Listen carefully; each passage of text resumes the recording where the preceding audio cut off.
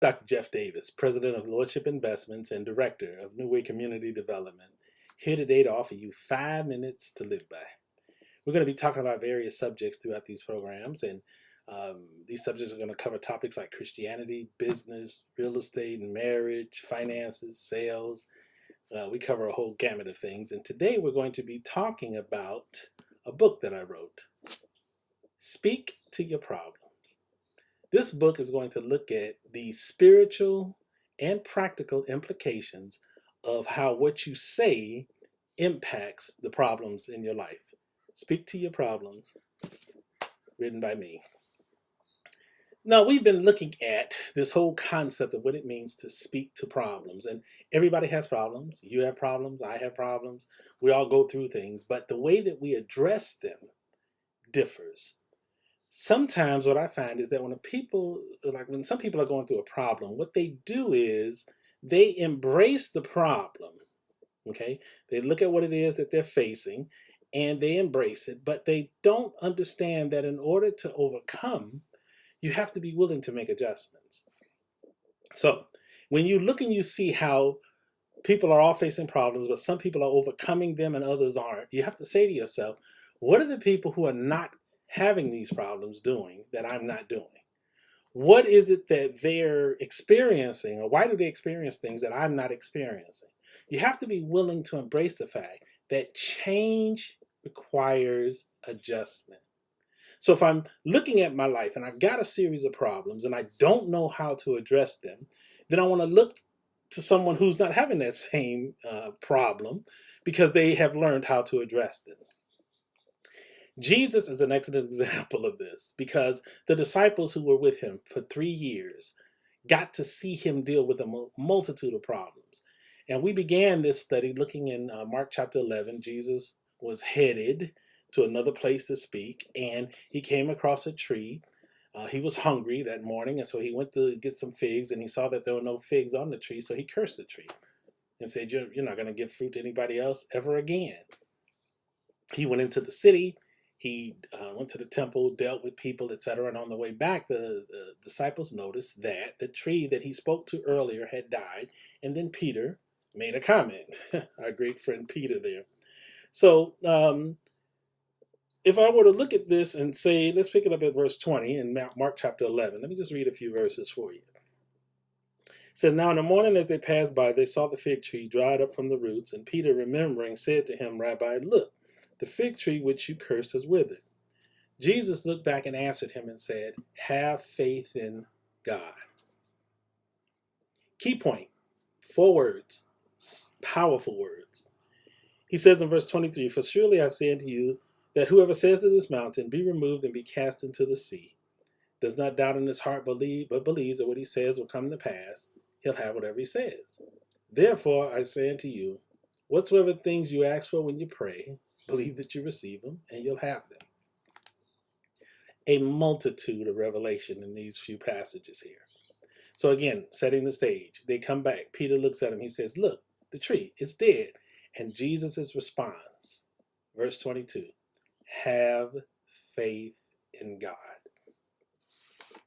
So we ask ourselves the question. Let's ask this question. What does that mean? What does it mean to have faith in God? He goes on in verse 23 to explain this. He says, Whoever says to this mountain, this problem, this difficulty, this obstacle, this challenge, be thou removed and be thou cast into the sea, does not doubt in his heart but believes that what he says will come to pass, he'll have whatever he says. Have faith in God. The first thing when it comes to having faith in God is understanding that when we speak, when we think, God hears. God is omnipotent. He knows all things. There are no surprises with God. So he knows every thought in our head. He knows the thoughts we have before we think them. He knows the words we're going to say before we say them. He hears the words that come out of our mouth. He sees the tears. He observes every situation that we're in. He knows the condition of our heart. This puts us in a place of understanding that we're dealing with someone who really knows us, and that's God. So, in verse 23, Jesus tells us what to do with our problems. He says, whoever says to this mountain, to this problem, be removed and cast into the sea. Outcome. What do you want to happen with this problem you're facing? Now, my life is like your life. As you live, you're going to have problems. Jesus said in John 16:33, in the world, you're going to have tribulations. You're going to have difficulties. You're going to have challenges. But be of good cheer. I've overcome the world. So the process, typically, when you first face a problem, at times it can be devastating.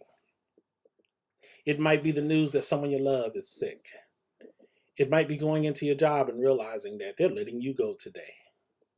It might be coming home and getting a letter, seeing a letter on the table from your spouse who says they can't take it anymore, they're moving out. It could be a variety of things. Some things can be extremely difficult, they can be extremely bad, extremely hard. What do you do? Jesus said, whosoever shall say. Understanding that when things bother us, a lot of times it's very hard to have things bother you and you not say something. Most of the time, what we're going to say are things pertaining to the problem. We're going to talk about the way things are bad and the way things are hard and the way things are difficult.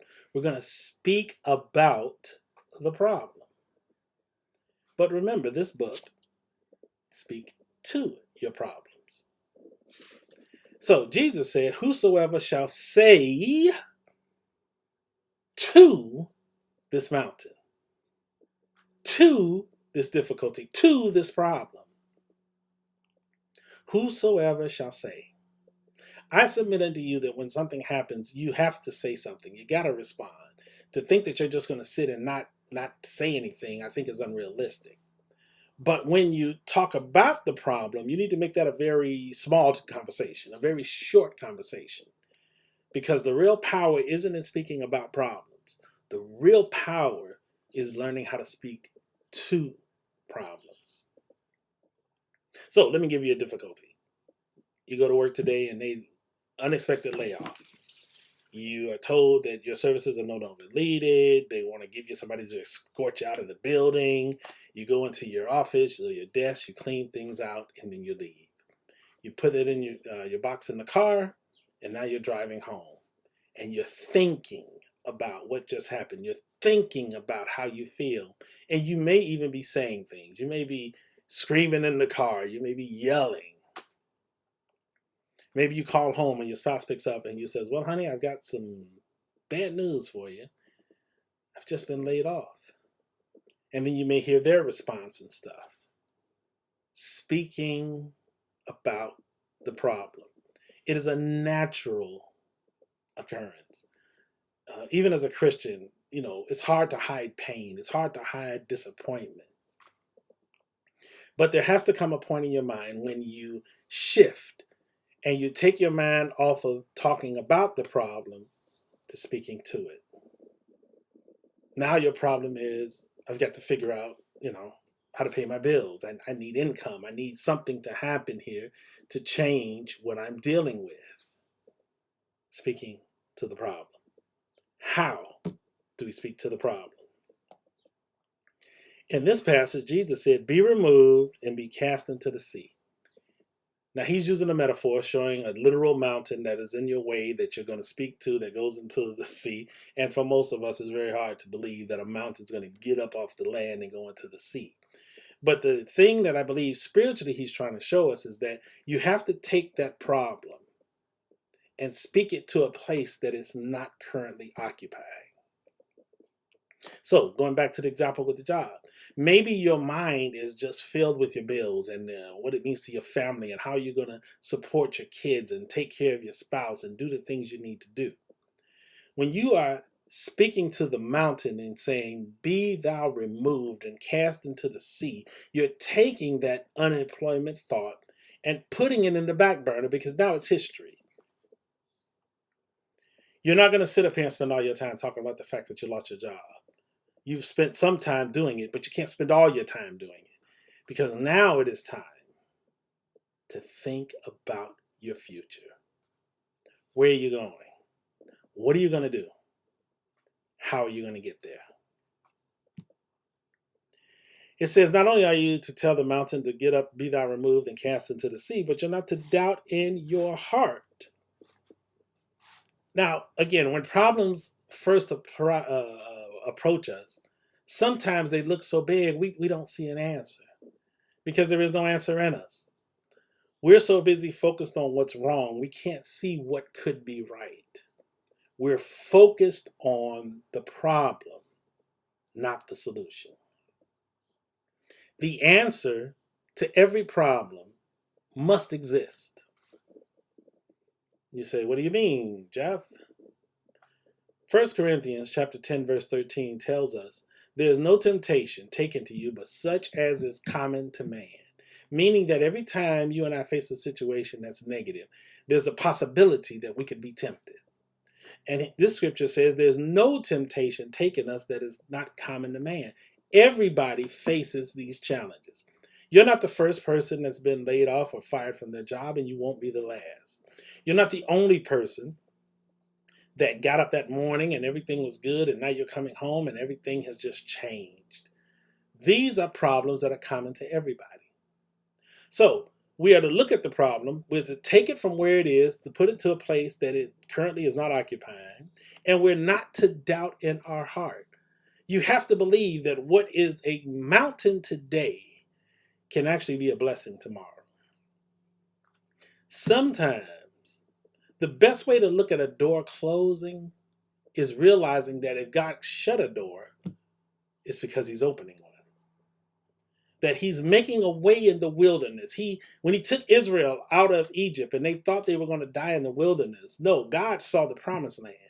And he had to get the people to see that there was a land of promise, a land where they would never be hungry, a land where they would not be under anybody's rule or dominion, a land where they would experience freedom, even though for the last 400 years, they didn't know what freedom was. God has a plan for your life. And that plan includes taking care of the problems that put us down. Again, this book, Speak to Your Problems. To get more insight on the topics that I'm discussing, you can pick this book up. You can get it at our website, www.nwcom.org. Let me say it again, www.nwcom.org. Or you can go to Amazon, look for books by Dr. Jeff Davis, pick up a copy. Thank you for taking this time to be with us today. Until the next time that we are together, this is Dr. Jeff Davis wishing you a day filled with both prosperity and joy.